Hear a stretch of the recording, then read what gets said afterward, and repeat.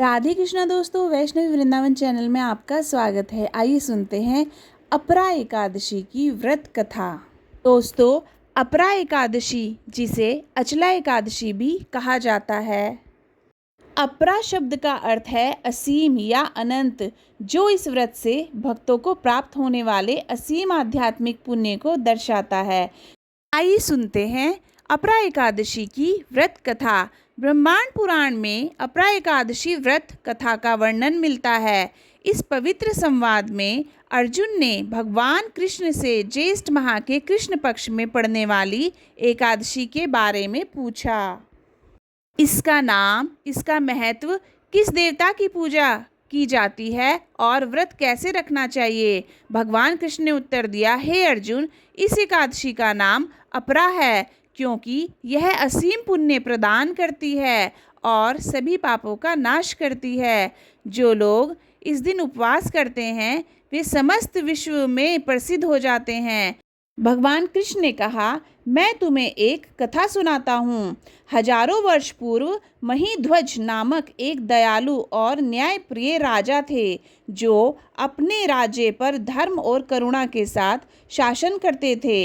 उनका एक छोटा भाई था जिसका नाम व्रजध्वज था, जो क्रूर, पापी और अपने बड़े भाई से ईर्ष्या करता था।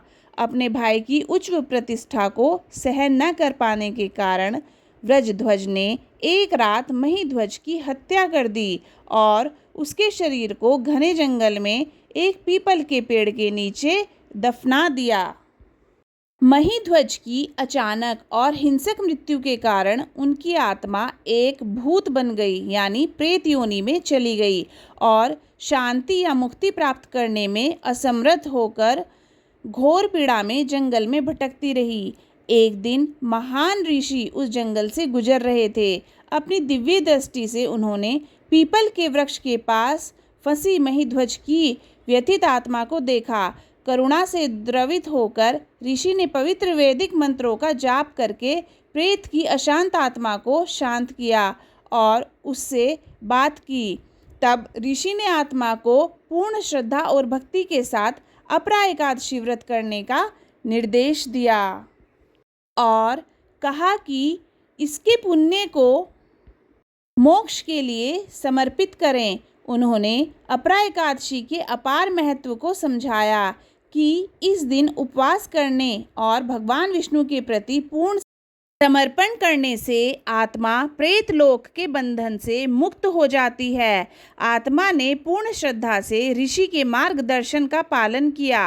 अपरा एकादशी की असीम शक्ति से राजा महीध्वज की आत्मा तुरंत प्रेत लोक से मुक्त हो गई।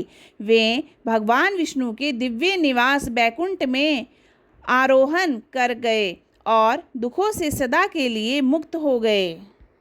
भगवान कृष्ण ने कहा, हे अर्जुन, जो कोई भी श्रद्धा, भक्ति और उचित उपवास नियमों के साथ अपरा एकादशी व्रत का पालन करता है वह सभी पापों से मुक्त होकर मोक्ष को प्राप्त होता है। इस कथा को सुनना भी महान पुण्य प्रदान करता है। इस कथा को पढ़ने और सुनने से भी पाप नष्ट होते हैं। अगर आपको ये वीडियो अच्छी लगी तो वीडियो को लाइक कीजिए, चैनल को सब्सक्राइब कीजिए। राधे राधे।